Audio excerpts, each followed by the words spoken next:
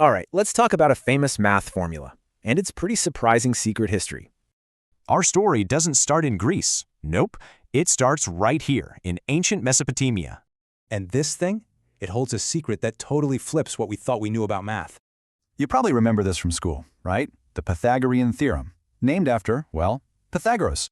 It's this simple, elegant rule that works for every single right-angled triangle out there.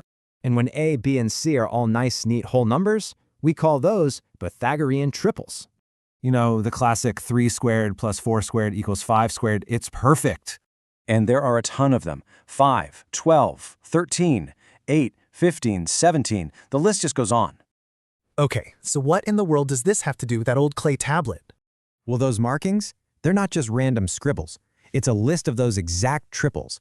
But here's where it gets kind of wild. Just look at the timeline. The Babylonians wrote this down over 1,200 years before Pythagoras was even born.